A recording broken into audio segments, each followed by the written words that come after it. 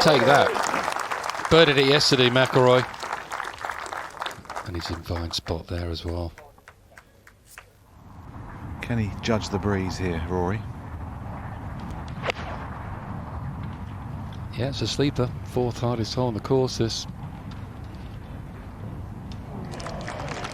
Just about the best we've seen, the best I've seen anyway. Gets it pin high. That's not an easy feat for McIlroy.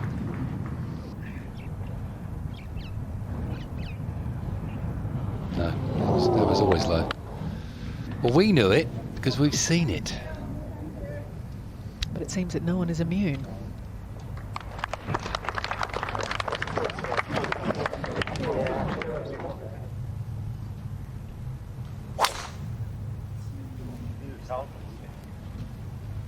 Looking anxiously. He hit it 358 down here yesterday. That's probably about 330. Can you resist the flag? Go. Doesn't look like it.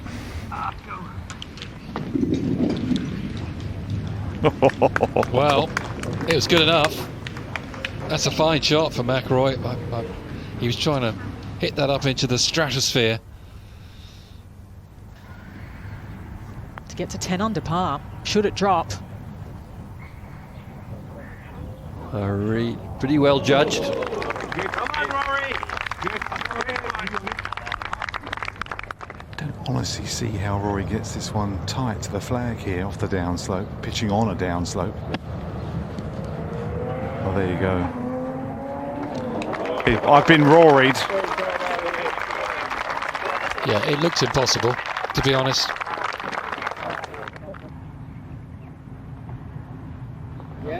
Great up and down from McIlroy.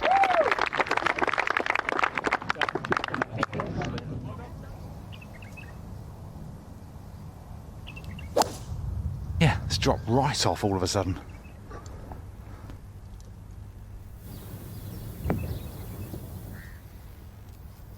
Should have gone earlier. It was close, but Everything is against him. oh, it came out low and skiddy as well. I'm sure that was the flight he was after, but off the downslope, that was exactly what was going to happen.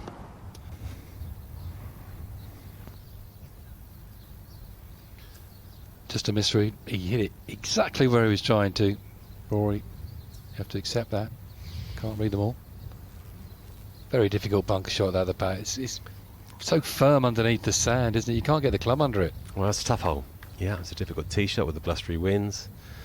Head on the long side, which is probably the worst of the two options.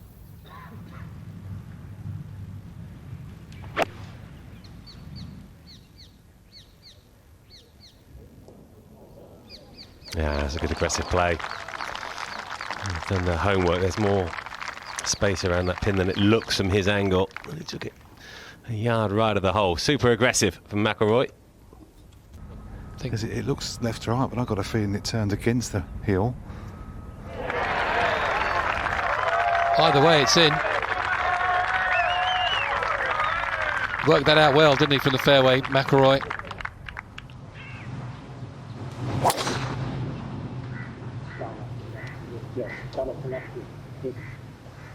This is still in the air, this one. Get going. Oh, my, oh my.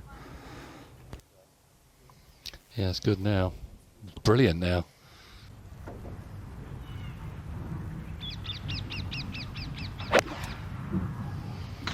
Well, it's launched high into the clear blue sky. And he's brought it down almost on a dime. What an almost impossible shot that was.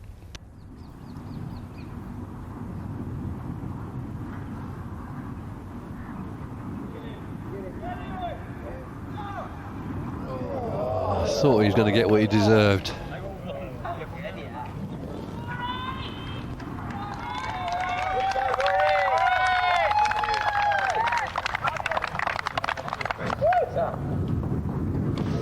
So a birdie, and McIlroy Stays in touch with Rasmus Højgaard, who is setting a furious pace at the top.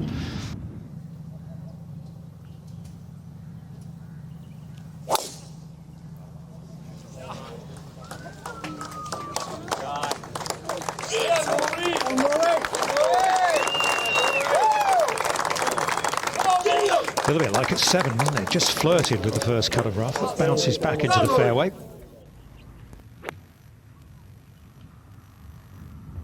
Softly through it, shouldn't be spinning too much, and it wasn't. Oh, Rory. Who loves you, baby? What a shot. Little mid-wedge. It's as good a 3 as you'll ever see on this hole. Made it look oh so simple.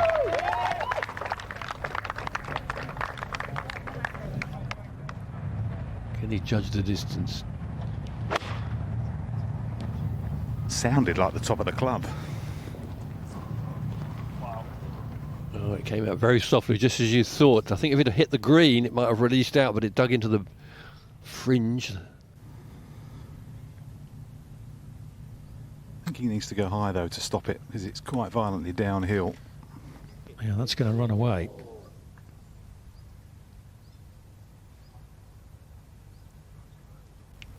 Left to right. Preparation's key, I think, on chipping, and from memory, Rory didn't go round the other side of the hole, so I don't think he quite knew how steep that bank was, you know. I don't see him de-green it very often, up the hill. That is going to be the second drop shot today for Rory McIlroy. So he slides back alongside Rosner at 10 under. And Højgaard leads by 2 once again.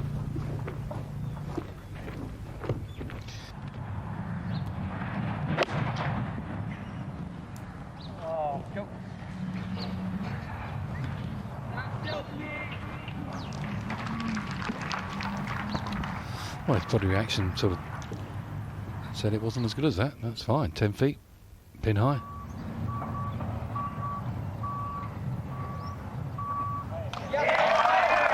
And does Jamie, right in the heart of the cup. And the top 3 just sneaking away from the peloton. This is a part of the game that's just so good nowadays.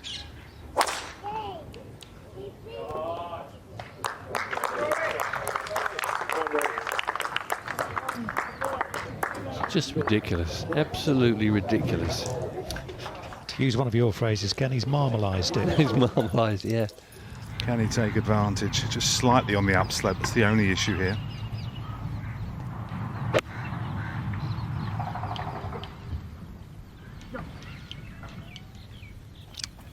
Well, pretty good from Rory.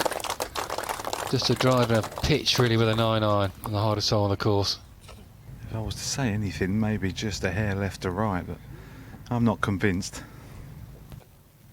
It looks straight, it is straight. Back-to-back birdies for Rory McIlroy, and he joins Rasmus Højgaard in a share of the lead. Low 170s, even though it's slightly up the hill. Tiny little target to find. You'd be forgiven a few could bail out, not Rory.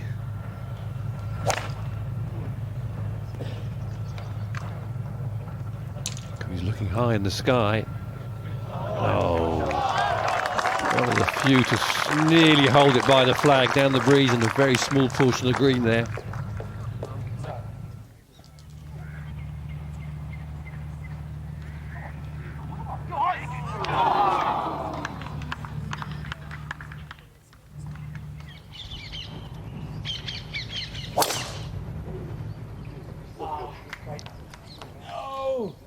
Left. Short, well, it's a good tee shot, but it's going to be a difficult pitch from there.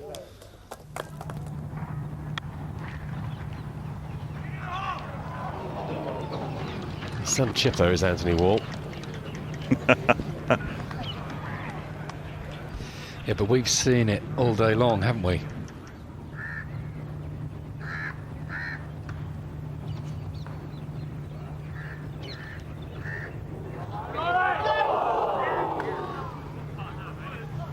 pace beat it.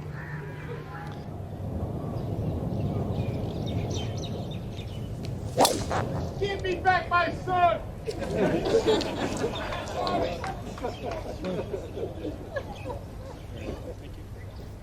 Perfection.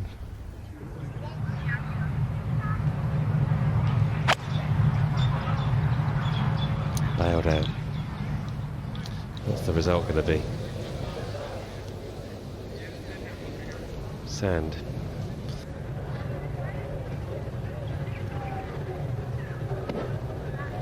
Will it run?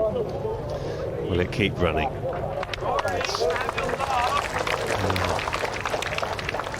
Slightly below par for a man of his calibre, but it will give him some 12 feet or so for a final birdie. To take the lead into the final round on his own.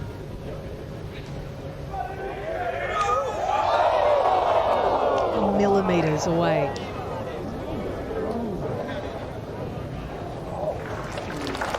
Spent a lot of time in there. It caught a lot of hole. The pace beat it. Rory, a round of 68, including 6 birdies and 2 bogeys. Give us your verdict on the day to play. Yeah, I mean, overall, I think it was a good score. It was a little windier today, and the conditions were a little trickier. So, you know, to go out and shoot something, you know, pretty good and get myself, you know, with it tied for the lead going into the last day is good. I fell after the birdie on 12. You know, you've got 14, 15, and 18 is really good birdie chances that I didn't take advantage of. So, a little disappointed with that, but. You know, still obviously a really good position going into tomorrow. Came into the week with a dual agenda. Barring a miracle, you've secured your 6th race to Dubai, obviously with Thriston's position being so far back. Does that allow you to free your mind now and just focus totally on winning this championship? Yeah, I mean, honestly, that's all I've been focused on the entire week anyway. You know, starting off with a good score on Thursday with the 67, you know, my focus was firmly turned on winning the tournament. I put myself in a good position to try to do that tomorrow. You know, and as I said at the start of the week, my goal tomorrow is to be on that 18th green with 2 trophies instead of 1. I was with one of the Hogarth brothers on the 18th last year. Hopefully I'm not on it with him, on with the other one tomorrow. You've spoken about this successful season that's just been tinged with that disappointment of missing out on a couple of big ones. What would it mean for you to be standing on that green with both trophies then? Yeah, it would mean a lot. You know, this is tomorrow's going to be my last competitive round of the year, so yeah, it would be an amazing way to finish off the year. A year of a lot of close calls, along with a lot of really good golf and some wins along the way. You know, I was to do it tomorrow, I'd walk away from this year with 4 worldwide wins, which is still pretty good. So yeah, you know, like I'm excited about tomorrow. It's an opportunity to end the year on a really good note, and I'm going to go out there and you know, try to get it done. Really appreciate your time, Ross. Thanks. Cheers, Tim. To watch another DP World Tour video, click here, and to subscribe, click here.